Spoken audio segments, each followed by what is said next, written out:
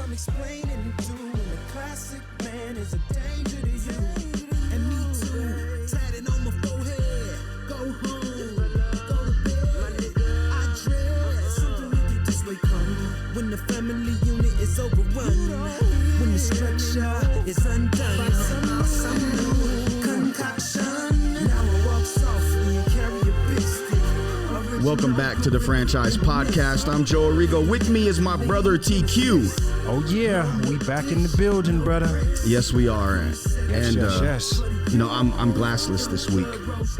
Thank God. Man, I had like this big ingrown hair right in the middle of my forehead right here, so I wasn't gonna like be shown in public with it. Oh, let me tell you, it was a science project. It was bad, ladies and gents. Everybody's asking me, yo, what's up with Joe? He got the specs on all through the show. What's up when he's going Hollywood now or what?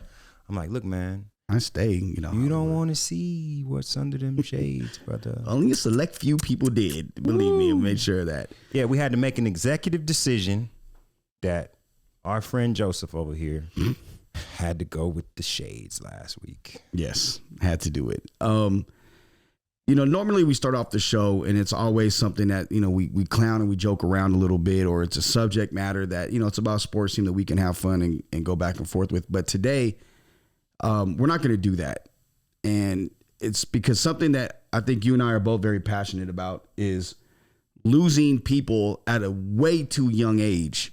Yeah. And it happened early on November 1st. If you don't know, the rap group Migos was Offset, Quavo, and Takeoff. They're all related. Offset and Quavo were cousins, and Takeoff and Quavo was his uncle. And they grew up in the same house, same age, brothers, essentially. Well, in Houston, at a bowling alley, Takeoff was shot and killed at 28 years old after playing dice, and got shot twice, once in the head and once in the chest, and they're both, it was a fatal shot. I'm sick and tired of this. Yeah, man. You know, we're losing way too many young people over something senseless. And quite frankly, it pisses me off. These are the guys that our younger kids, you know, are looking up to, teenagers. That's their role models. And I thought about it when it, you know, in the morning when it happened. Honestly, I thought about him. He would have been, he's 6 years older than when Joey would have been. Yeah. And it's ridiculous that, I mean, there's where, at least in sports and in business, we have mentors and we have people that are there for us. Why don't we have that in the music industry? I don't know, man. It's deep. And you know, we're going here to begin the show because, it was music that kind of brought us together. You know what I'm saying? Yeah. We met through hip hop music. Franchise Sports Media was born out of hip hop music. They don't, at the end of the day, like when you see the F with the triangle, that's off of his song "If I Ruled the World" when he said he'd have Vegas as the capital or Luxor as the capital. Yeah, so you know, it's like it was a thing that I was doing before I was doing this. It was the thing that you was doing before you was doing this. Yeah. I just have a relationship with music and the music industry that I'm always have, because that's what I did for the majority of my adulthood. And I always feel a way, get in my feelings a little bit when this happens, because the type of music that I made, it wasn't the average R&B, right? And the subject matters that I chose to speak about, I looked at it as just kind of being a reporter for what I was seeing every day, right? But I'd be naive to say that some of the things that we did in the 90s art imitated life and vice versa. And I think that a lot of the music that we made fueled some of the violence that was happening at the time. I see a distinct difference between our version and this version today. How so? Man, I always had, and I always remember my counterparts having cats around them that were older than us. Like, I didn't need to tote the guns because it was somebody else doing that. There was an OG, there was somebody that was years older than me that I had some fear of, that I took some authority from. When you're in a position where your celebrity is so high, man, you got to have somebody that can reel you back in. And what I notice about the young cats, and it's like I hate doing old head talk.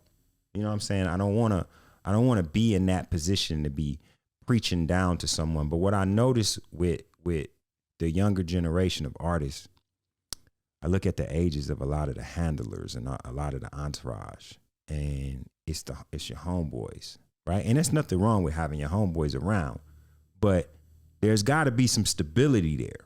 And like I had some stability around me. I remember Nelly, and I remember JD. I remember all of the cats from Miami, the cats from Atlanta. Like, it was always, if it was a street dude within the mix, most of the time it was an older one that we received some code from. Right? I couldn't have actively engaged in a dice game at a bowling alley at the height of my celebrity. They wouldn't have allowed me to do that. It's like, nah, Squeeze, we not doing that here.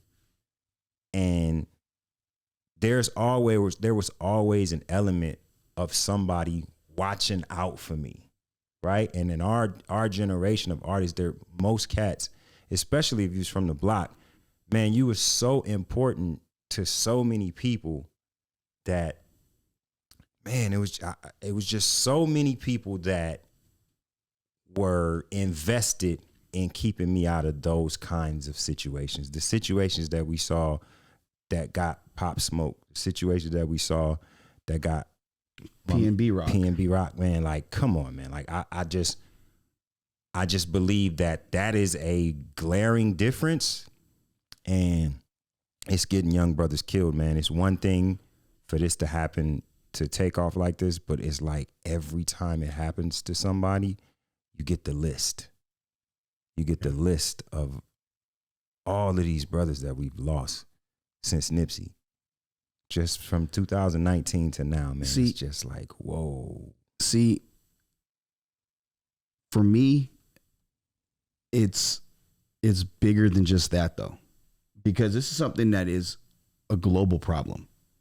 The lack of respect for human life, the dehumanization of people, the desensitization of violence, and it seems like what's right is wrong and what's wrong is right. Yeah. And it's a way deeper problem that we as a society have to get a grip on. Because if we don't, we're going to keep losing our children and our children's children. It's a good point, man. It's a good point. I struggle with it because, in my heart, I'm a songwriter, and I don't believe in censoring anybody's feelings. I don't believe in censoring anything in art when it really comes down to it. I believe a person's creativity is an outlet. My creativity has been an outlet to keep my mental health in order. Mm-hmm. You know what I'm saying? For real. And I understand the position that it plays for so many people. I understand the position that it plays for black men who have pretty much lived under some kind of slave mentality or oppression because of the places where we grow up. And I recognize the outlet. But man, what is it doing to our communities? What does it do? I remember my biggest problem as a kid was people my age dying. Yeah. People getting killed. I didn't understand why when I was 8 years old, my best friend, some cats just ran up in his house and shot up everybody. Come to find out it was a mistake. But this was on the front page of the LA Times when I was 8 years old. The LA Times magazine did a whole expose about it. Like, that was my best friend at school. they interviewed his big brother who went to my school at the time, who had to basically tell the story of how this happened. Like, this stuff is traumatic, man. You carry that type of trauma with you for a long time. And for a lot of us, the only outlet we have is in the music that we make. So you don't want to censor the outlet. But man, I struggle when I think about the people who are listening. Where's their guidance at? That's exactly what I'm talking about. Yeah. Like you said something to me, and I'll never forget. You just finished Kinda Blue, and we were doing the radio tour, but we were going to like Palm Springs, Yucca Valley, the Inland Empire. Yeah. And we were in the car. It was just me and you, and we were talking about a certain rapper who I'm not a big fan of, and you're like, and you said it, and it made sense. You said, he's just a ghetto street reporter. Dude from the hood reporting what is happening with his big brother or his cousins or his dad. But Right. he may not be from there, but he acts like he is, but he's reporting what's going on. And that's the entertainment side of everything. And I don't think kids and young adults understand it, because like the day after Takeoff got killed, it's no longer news. It's kind of moved on. And now we're talking about something else. But his family and his friends and his loved ones aren't moved on. They're Right. not moving on. This is devastating. As someone that lost a child, you never lose the feeling of you losing your child. Can imagine. You know what I mean? So for me, I put myself in his parents and his family's shoes. Yeah. And it's frustrating as fuck. Like, there's no other way I can say it. And I think about my 23-year-old daughter, my soon-to-be 21-year-old son, and my 2 kids. Yeah. What world are they going to grow up in? And that's the part for me that's infuriating. And you brought up something too. You look at the neighborhoods and the people that's around you and you surround yourself with. One of my best friends, he's my younger brother for all intents and purposes. There was an unwritten rule when we all went out. If he was driving and he had too much to drink, or we all did, this before Uber and Lyft and everything. Yeah. If we got pulled over, we switch seats. He's the one that'll take care of the bail, the lawyer fees, and because he's taking care of the family. That used to be the code, man. That used to be the code. And I feel like some of that's missing. I also feel like there's like it seems to be an air of like invincibility Yes. with a lot of these younger cats that we didn't have. It's like, man, I saw so much death on the east side of Compton, man. I saw so much death in Carver Park, bro, that like I knew what it was to die.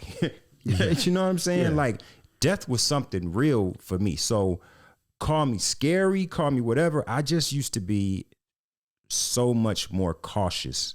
And at the time when some celebrity came into it, the people around me just were so much more cautious than it seems like these cats are today. Like, I'm thinking about P&B Rock, man, and I'm like, what is dude doing in that Roscoe's by himself with his girlfriend? Like, I'm from LA. I would never have been in that Roscoe's by myself with my chick. Never. You were there one time and never gone back. But I was with goons. I had goons with me Right. at the time. Like, I had bodyguards in there with me and still almost got robbed. But like, it's like just that thing where how do you feel like you could, like, we weren't accessible. Nobody knew that TQ or coming of age was at that Roscoe's at that time. Right. Whereas now anybody can find you, all the geotagging, all of the like, and people are they just fancy free with it. They're constantly allowing their locations to be known. They're constantly putting themselves in situations that just, man, how many things can go bad when you a celebrity and you in a mix where everybody around you knows or figures you got the most money here. You got the most cachet. You got the most money in a spot where you have the most cachet, you're also going to have the majority of the attention from the ladies, right? You know what all this is? A petri dish of hate. Well, that leads me to ask this. And well, first of all, I'm going to make a statement. I tell young athletes that I know in college and in high school, and even guys that I know in the league, live a boring life when you're in that position. You look at most successful athletes and even entertainers. Yeah.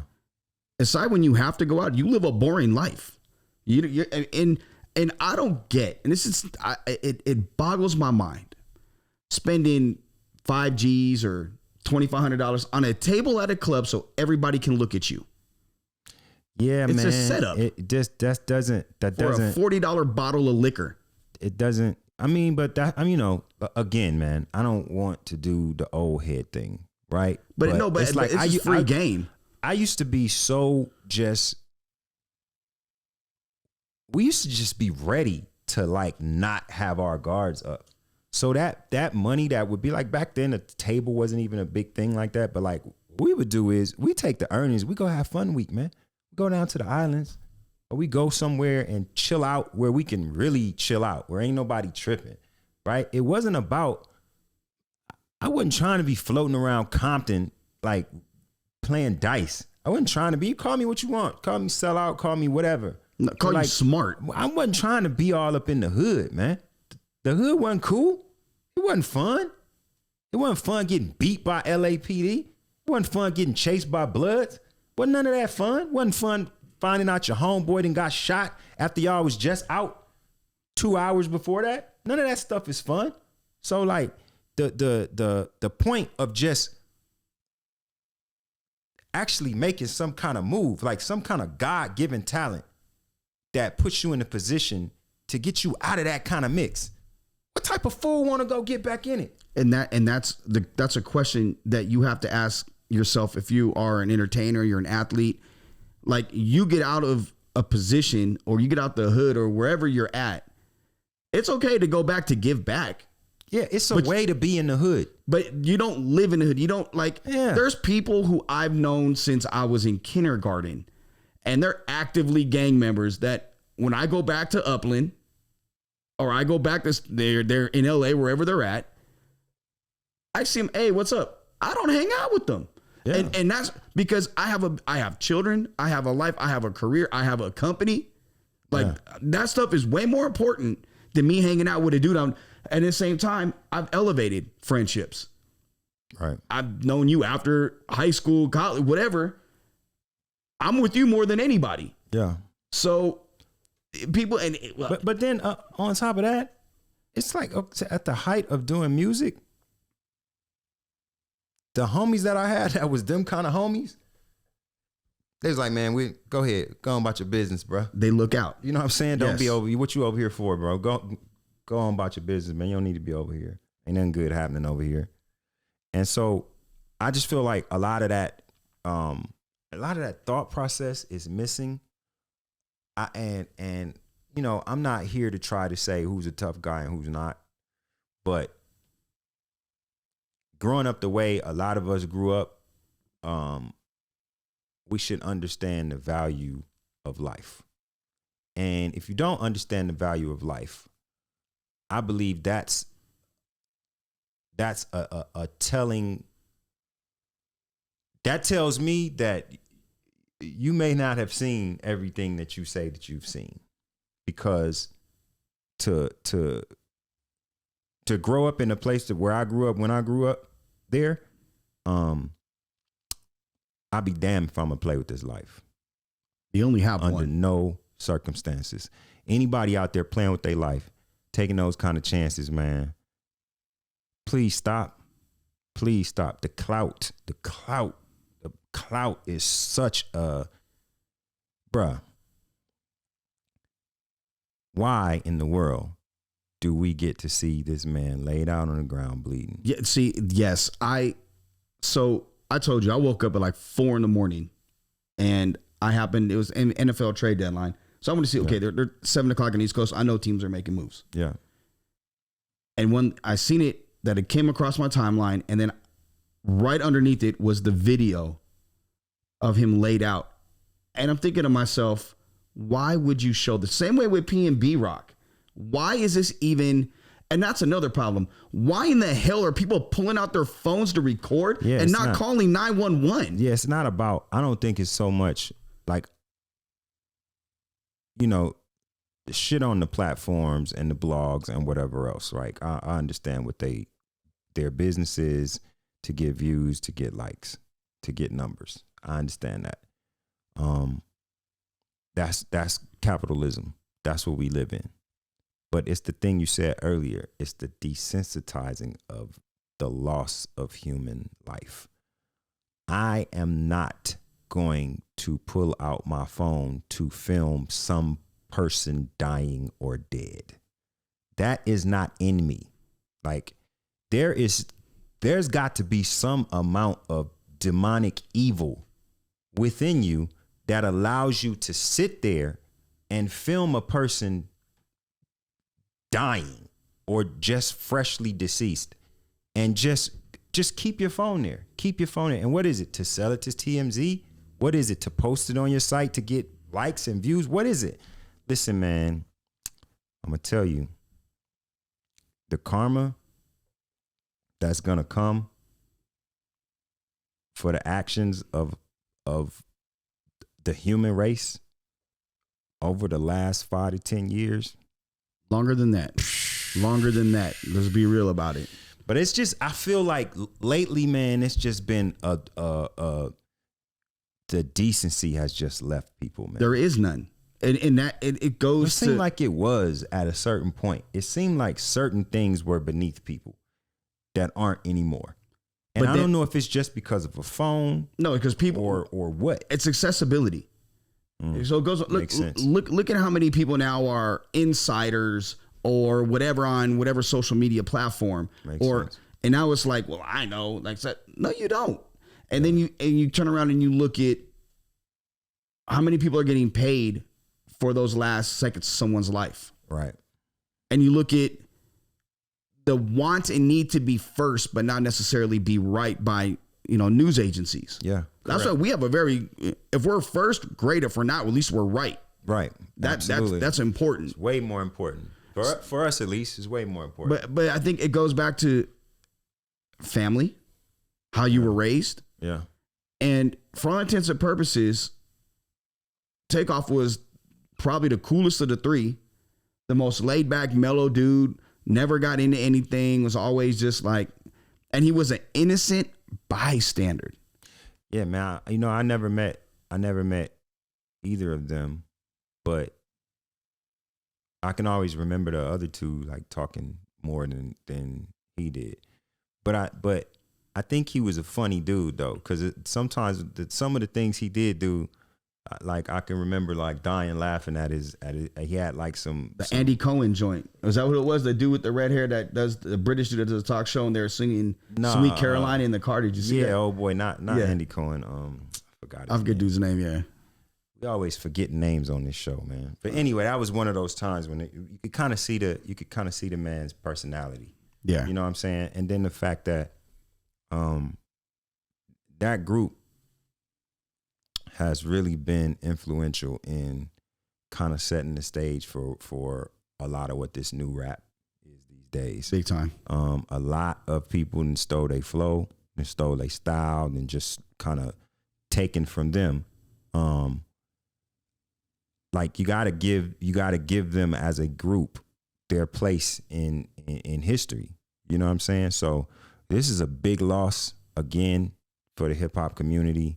Across the board, like the Migos is not a niche hip hop group. No, that's a superstar hip hop group. So, for their fans, I feel for y'all. I'm sorry that this had to happen for his family. He had kids, right? I'm not sure. I'm not sure either. And then I didn't hear anything about Quavo's condition, like. He got shot too, didn't he? No, I don't think so. I know he. I see so many conflicting reports about stuff, man. It's just like you just never know what really happened. On the one video, to hear him call out his name, like you could hear the anguish and hurt in his voice, and that's his nephew. Yeah, man, It's horrible. I mean, it leaves a bad taste in your mouth, man. I hate that. I just hate that this has to keep happening. Like I feel like we always doing this. You know what I'm saying? We get on here, we want to talk trash. Like we want to talk sports. That's what this company we started with me and you talking trash about sports. Yeah. You know what I'm saying? Like the last thing that I want to do is be on here like this. And I remember when, I'm not going to sit here and say that I'm just the biggest fan of the Migos. Like they've had some songs that I buy my head exactly. to, Same thing. But I'm not really, you know what I'm saying? It's not really my type of jazz, but I know the effect that they've had on their fans. And the genre of music. Right. And I also know when I lost the ones that I was such a fan of. So that's why, you know, I just want to give some condolences out there to the fans. I know y'all feel like y'all missed a big part. When you lose your favorite musician, man, it does something to you. You're a person that loves music like that, and you lose your favorite musician. I mean, man, like Pac did something to me. Man, like, I was Prince did something to me. Yes. You know what I'm saying? Even when I was a little kid, Marvin Gaye, it did something to me. Like, so, you know, just for all of the Migos fans out there today, I just want to say I'm sorry. And we got to figure out some kind of way, man, some kind of way to lead and guide. And I know I talk to so many of us old heads and whatever, and it's like, man, kids don't want to listen, man. They don't want to listen. We're just wasting our breath. It just takes one. But we just got to keep wasting our breath, man, because we can't stop. Got to try to teach. Got to try to just coach them as much as we possibly can, because it's just so many mistakes in how you move that are being made that could just be prevented with just a little bit of guidance from somebody that's been there already. Yeah. Well, our thoughts and prayers go out to Takeoff's family, friends, loved ones, fans. The whole hip hop community, everybody. Because it's tragic. It's tragic across the board. And like I think we getting close to like emergency status when it comes down to like something's got to change. I don't necessarily know what. Something's got to change, and I think it's gonna take some of the older great creative minds that set this movement in place to just be louder, man. So I need to hear some more. Come on, Chuck. Come on, man. You led us. Help us lead them. Come on, hey, you didn't see what Luke said last night. I put it in my story. Uncle Luke is one of the nicest men that I know. Yeah. And he went on last night on his story on IG. If you get a chance, it's Uncle Luke Real One. Mm. And he basically saying the same thing you said. When are we going to change as a people? He's tired of our people of color being killed and hunted down. And it's not necessarily police that's doing it. Nah, it's our own people. It's us. And then we celebrate it. It's yeah, man, something gotta give. Again, I walk this line. You know what I'm saying? I'm not going to sit up here like I'm in a pulpit or I'm high and mighty. You go back to some old TQ stuff and I'm talking some of that same bullshit out there. So I'm not trying to be a hypocrite, but at the same time, it's called growth. Man, like enough is enough. I was reading the post that moved me more than anybody's is Questlove's post about I didn't this. see it yet. Oh man, when we get off, man, go check it out, because the despair that this creates when you know that you have a platform, when you know you're one of the ones that set this movement in place, but you just feel helpless, like you can't do anything. It's rough, man. It's rough. So I would say definitely go to Questlove's Instagram and read the post that he put up. I don't know if it was this morning or if it was last night, but go check it out, because I think that he was really able to vocalize a lot of the things that we're feeling about this whole situation. Well, I'm definitely going to do that. Yeah. There's no easy way to transition out of a subject like this to get back into sports. So we're just going to get back into it. Yeah. And the Raiders. Oof. Like, I know we talked about something depressing, and for Raider Nation, this is going to be, even more piling on. You were at the game in New Orleans. Yeah, I shot the game, man. It was a house of horrors. It was terrible. It was terrible. What do you think played it? Was dudes just sick? Was it them? There was definitely some sickness. There's a lot of snotting and sneezing and coughing and all that going on, to the point where, I got a couple of little germophobes. You're a germaphobe. That's what you are. I left from the Raider side and went to the Saints side because I felt like it was something. I'm not trying to make an excuse for them, number one. But that was just a gumbo of situations that just didn't go in the Raiders' favor. Number one, it's rare that they win the early game in the Central or Eastern time zone. Yeah. It's rare that they do that, number one. Number two, there's definitely a bug going on. I saw players get too tired too fast. There wasn't any snap.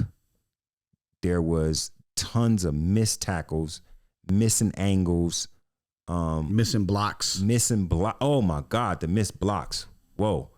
And it was just lethargic, sluggish, and we won't ever see that bad again. Okay, we won't. Trust me, man. Trust me. Man. They understand something about that game. Let me ask you a question. They're a 2-win team as we do this show. Yeah, for sure. Where do they go from here? Do you just kind of say, okay, it's halfway through the year. Look, we can go draft an Anderson from Alabama if we just kind of let this ship go down this way? Do you move on from players? Derek Carr in particular be the one name that everybody's going to throw out there? McDaniels is not getting fired. Let's just dispel that right now. That's not happening. At least another 2 years. Yeah, get over that. At least get over that. Where do they go from here? I think that there needs to be a thorough evaluation of the situation. What I've noticed from training camp through the 3 games that I shot this year, his system seems to be the Holy Grail. He wants to impress his system upon this batch of players that he has. The problem with that is you have a batch of players that don't necessarily fit in that system. They don't necessarily want to learn that system. And I'm talking about offense and defense. Well, that to me right there is the biggest problem. Okay. But also part of that is a lot of these players come off of a playoff team under another system that they played in fairly well. And the problem with that is that these same players that may not fit in these new systems are very talented players. And when they leave Las Vegas next year, they're going to go somewhere else and ball out, because the places that pick them up are going to be picking them up because of their strengths. Now, maybe some years down the line, Josh McDaniels is able to bring in the players that he wants, and he builds his Patriots West. But on the road to that happening, Raider Nation is going to suffer. So you're saying this is a year that is a lost year, and just prepare for the worst the rest of the year. Is that what you're saying? I wouldn't do that. If I'm going to make the decision that if I'm the brass and I'm going to make the decision that I'm going to press for this system, I need to look at what I can possibly get. What's coming out in the draft on defense? Who is my cerebral linebacker that also has the size and the speed to play outside, inside, and can stick a tight end? Where's that guy? Is he in the draft somewhere? Maybe. Okay. Make sure. I'm just saying, I go back to like 10, 15 years ago. Remember Aaron Curry, the linebacker? Seahawks drafted him. Okay. No, don't ring a bell. He was the quote unquote safest pick because he can do all that. Okay. Top 4 pick was a bust for all intents and purposes. So, I mean, that's why I say maybe. Is that guy there? Maybe. Is Luke Kuechly there? Yeah, I'm saying we don't see them kind of guys come around a lot. That's what I'm saying. So I'm saying right, maybe. And then you want to have an offensive line where you can shuffle this person here, shuffle this person there, situationally, right? Are those guys coming up in the draft? And if the answer is no, then do you continue to just press that system, or do you simplify that system and put guys in positions to exploit their talents? Because what this is right now is a lot of guys playing tight because they don't know what they're doing. And not only do they not know what they're doing, they're not seeing what comes on the other side of learning this. Why? Because of the type of play calls that are being called. This Devontae jet sweep thing that they did. Dumb. Come on, man. He only ran that like once or twice in Green Bay the entire time he was there. Like, bro, they got him open on slants. We talked about it pre-show. Devontae has never been the receiver that's going to take the top. He's not Tyreek Hill. No. He gets open because he knows how to, his clean release and his route running, he creates natural separation. And with that, sometimes he may look like he's not open. You got to put the ball somewhere and he will get there and get open. But Derek Carr doesn't either know that or won't make that throw. And it could be Josh McDaniels also tells him not to make that throw. No, he's not going to make that throw because because in order to effectively cancel out Devontae Adams, there has to be an open guy on the field. Has to be. Yeah. So that's what Carr is looking for, but he doesn't have the time to get to that guy. So it's certain times in the game when that bracket is rolling to Devontae's side, he's literally not even going to look over there. He's not going to look. He makes that decision pre-snap that he's not looking that way on this, whether it's because of something that he saw or something that he heard or whatever the case may be. I don't have that. I don't have a problem with that. Right. Because I honestly believe that Devontae Adams being who he is in this league had something, I'm not saying everything, but it had something to do with playing with the best quarterback in the league. Well, and not only just the best quarterback in the league, but that level of accuracy, that level of pinpoint. Now, you have to be able to be a hell of a route runner to be in the place you need to be for Aaron Rodgers to thread that needle, right? So I'm not taking anything from Devontae. But as we've said before, that split millisecond, which is the difference between the Aaron Rodgers ball and the Derek Carr ball, will get the ball picked off. Okay, so inquiring minds want to know. It goes back to my next PSA. Devontae, come on the show. Come on, brother. We're waiting for you. Come on and join us. We want to hear from. I want to hear from the person that knows for sure. He's not going to tell you anything. He's not going to tell you anything. Why would he tell you anything? If he's telling you something, he's telling the rest of the league. He's not going to tell you anything. No, I'm talking about. I don't want to know. I just want to know the difference. Like Devontae, man ain't gonna come say on the show. We already know the difference. Hey, Devontae, why does he need to say the difference? You don't know the difference. We can see the difference every week, man. Hey. Look at Aaron Rodgers when he don't have no receiver. Look at him. And look at Devontae when he got no quarterback. There you go. Every single receiver on Green Bay's team is worse than Devontae Adams. The quarterback on the Raiders is worse than Aaron Rodgers. Everybody knows this. Yes, so I'm glad you said that. Including all the players that I just mentioned. They all agree with everything I just said. So what are you talking about? We all understand that. All I'm saying, I was just trying to get Devontae on the show, man. Why you got to shit on that? Like I was trying to get Devontae on the show. But I can dig it. But 38 receptions, 538 yards, and 5 touchdowns. That's Devontae's stats. Or 500 plus yards. It's like 538, something like that. It's not bad, but it's not Devontae Adams. Through 8 weeks of the season. It's not. So I agree that the offensive line needs to be fixed. And nothing happens until you win up front. And you also they got haven't to done say that. this though. They up until now, well, the last couple of weeks, They've been in all the games. Yeah. Yeah. And the problem that we thought was going to be so terrible had been serviceable enough. The running game? No, the offensive line. Oh. Offensive line wasn't terrible up until this game. They were atrocious. Well, but it wasn't because they were hanging out in New Orleans, going out. Because let's be real about this, folks. Okay, it's the same thing I say when people know Las Vegas won't work for the NFL. You got New Orleans, you got Miami, you got New York, you got Chicago, you got San Francisco, San Diego, and LA. To an extent.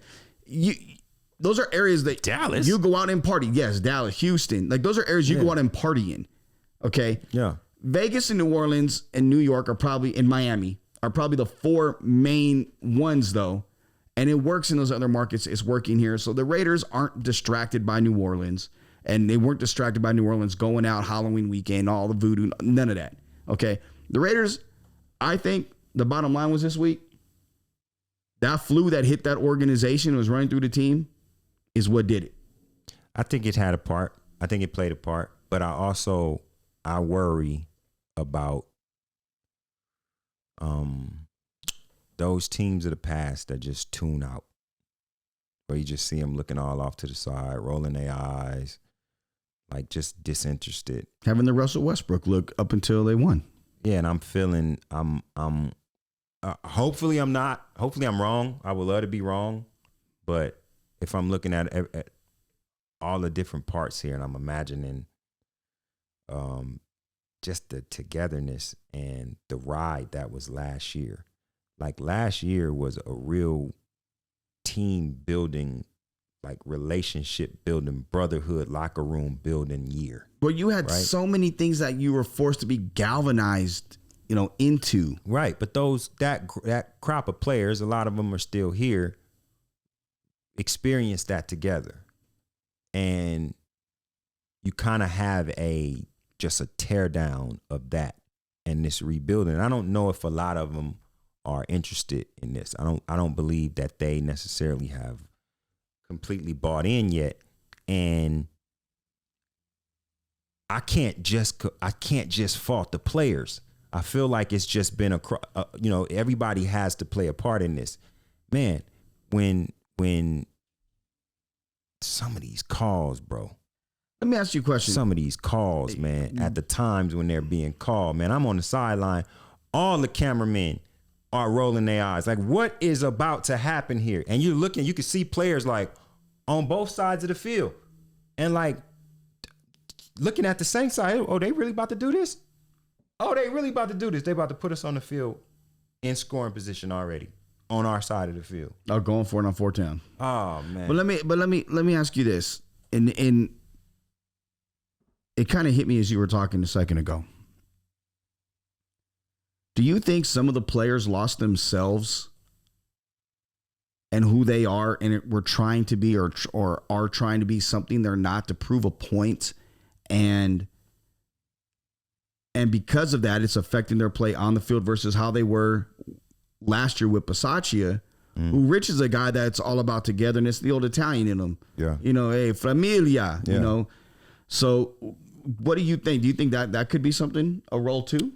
Possibly, man. Possibly. It looked to me, even during training camp, it's so rigid, right? A lot of it's really like rigid.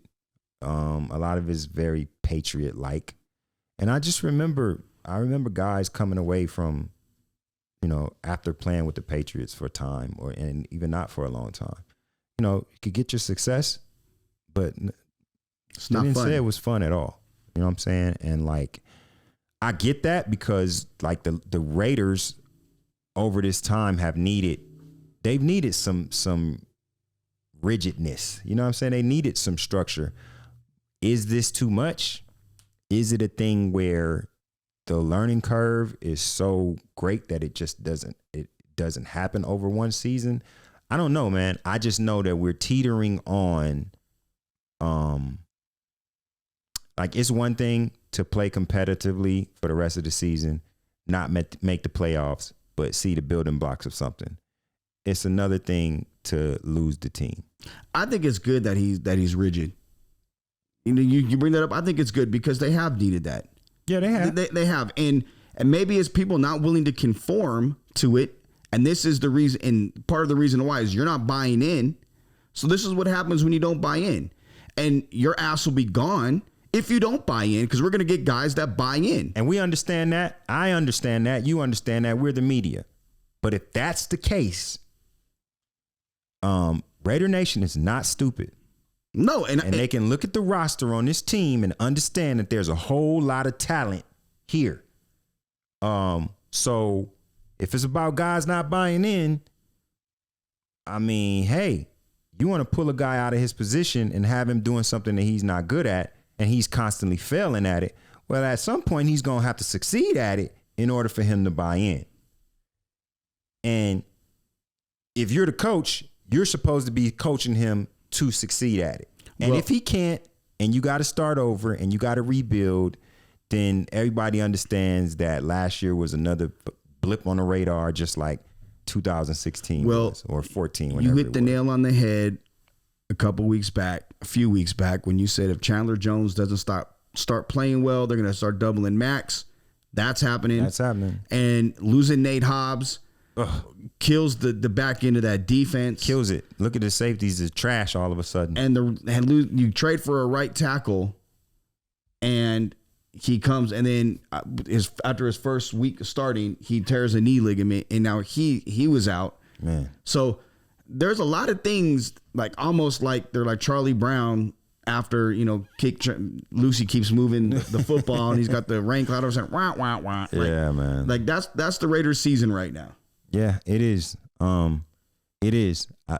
And like you were saying, what do you do? What do you do? Do you just tank this one out, or do you keep trying to preach this system, thinking that players are going to buy in? I'm gonna say this much, man. This Jacksonville game, you're playing for your life. You're playing for your life for the rest of the season. Playing for your job. So it's like lose another game and you're done.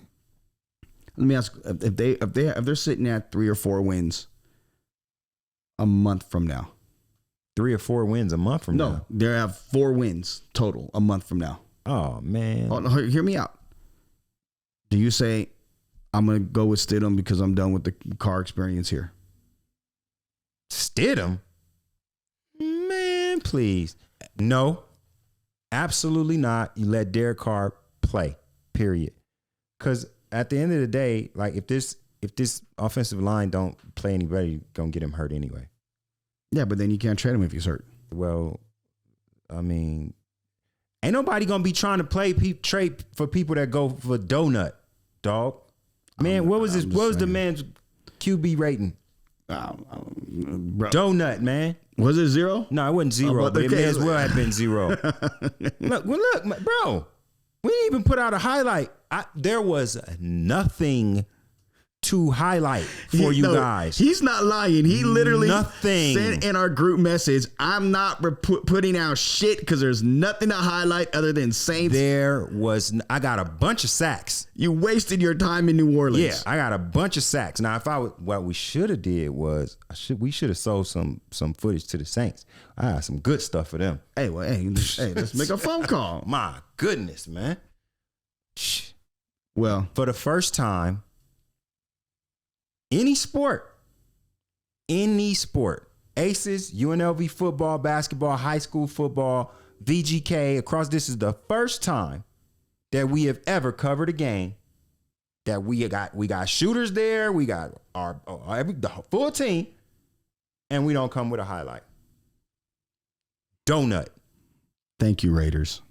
Donut. We appreciated that. Donut. Way to look out for the home team. Beat the Raiders like they stole something. Silverado or Bishop Gorman beats their opponents. Oh, we get into high school football next week. Yes, we will. But this week, one last topic. You got a quick one? What you got? Russell Westbrook looked good coming off the bench with the Lakers' first win. Come on, man. Look. Hey, I can be critical when I need to be critical, but I am fair. If you do something good, I'm gonna say you did it good. You know why though? He was being Russell Westbrook. Exactly. He can't be nothing else but Russell Westbrook. That's all you can. It's the same thing. Put him in a position to where he can succeed. He has to buy in, which I think he has. We'll see. I hope so, because he looked damn good in it, and he's a spark for the second unit. He's a perfect piece for the second unit. But I want to speak to Laker Nation, because I feel like a lot of times we do too much. Yes. All right. So after the game, there's a video floating around of the Lakers celebrating in the locker room, giving Darvin Ham a bath. And all I'm seeing is from Laker fans all over the place. Oh, why they celebrating? They act like they won a championship. Oh, it's the first game. They the worst team in the league. Naturally, and they pile on LeBron like LeBron's the only person in there celebrating. Like LeBron is the one that set the celebration up. LeBron. Look, man, Darvin Ham is a well-liked and well-respected coach. They love him. Everybody loves him. The whole league. Everybody loves him because he's a, you know how they say players coach? Yeah. But he still has, he can still connect with guys currently. He's been around it. He's watched the change from his generation to this generation, and he understands it. And for him to get his first NBA win as a head coach, it wasn't a man in the NBA that wasn't happy to see that knows Darvin Ham. Thanks. So that celebration was warranted, regardless of the record. The Lakers ain't dead, man. Everybody that's just like, dumping dirt on the Lakers, man, that's the Los Angeles Lakers. Well, please put some respect on the purple and gold. Well, they have a hard schedule to start off, which means at some point the schedule is going to get easier. And for the team to be playing hard after this type of start that they had and still ride and roll with Darvin Ham the way they are, it speaks volumes to them not only liking him, but buying into what they're doing. Look at AD. AD came down, hit a layup, hurt his back, and he's looking like the old man that looked like, I got a boo-boo, but I can't move fast. And he's walking, and he waves the guys off to come in. He's like, no. That's toughness you want. Everybody was clamoring to see toughness from AD. Well, now you've seen it. And I'm going to say this. To all the Laker Nation and NBA fans, don't talk about AD missing games. When Kawhi Leonard's played in 30 games the last 3 years, AD's played in more than that. I don't want to talk about AD being soft and paper. I don't want to hear that. I don't want to hear it. AD's played in more games. He's playing hurt. I know Kawhi's knee. I know it's been messed up since San Antonio. Been saying that already, man. I don't care. He's playing more games. AD is playing more games than him. I don't want to hear how AD is. Kawhi won a championship with half a knee, dog. And AD won a championship in a bubble. I mean, but battling I'm just saying, a pandemic. I'm just saying, like, I think you're comparing apples to oranges. No, I'm comparing the stereotypes of players when they're dumb stereotypes. But it's only a stereotype because nobody seems to want to put out there, including Kawhi and his handlers and everybody else, that he has been hurt since San Antonio, because he plays well hurt. He has been hurt. He will be hurt for the rest of his playing career. That was an injury that is never going to leave him. Mm-hmm. So it's comparing apples to oranges to say his playing time compared to the next person. He's never going to have 82 games in the season. He's never going to play 60 games in the season. My point is, never going to play 50 games. My point is, you can't call AD injury prone when during the same amount of stretch in LA, he's played way more games than Kawhi, regardless of anything. But Verb, it's just PR, man. Care. Nobody says Kawhi's injured. They say load management. Why you almost say he's corrupt? Getting rest. Shout out to my dog. Shout out to my dog. We got some things popping. I'm glad you said that. See? Ooh, yeah. But also the point is LeBron's bought in. Everybody's bought in. Hey, shout out to Las Vegas Centennial High School's own Troy Brown. Yeah. Balling for the Lakers. Yeah. Get it in, homeboy. Keep it up. Him and Peanut were real tight. Really? Yeah. They used to after practice, Peanut would go in there and hoop with them while they're warming up. Sweet. Yeah. So. Kill it.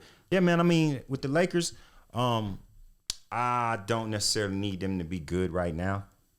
We need them to catch a surge At the end of the year. End of the year, sneak into the playoffs some kind of way, maybe win a series. That'd Make be a cool. run. Yeah, man. We just want to see some fight in them. You know what I'm saying? We want to see some real smoke coming out of Los Angeles. Speaking of smoke, Yeah, we got a new single dropping Friday, baby. November 4th. Shameless plug. shout I'm out to back at Project it. X Music, Super Yeah. James, and Albert Martinez. Ramirez. Ramirez. And I always man. mess up his name. And You that's mess the up homie. everybody's name, bro. Hey, bro, you know You that's mess the up homie, though. everybody's name. My goodness.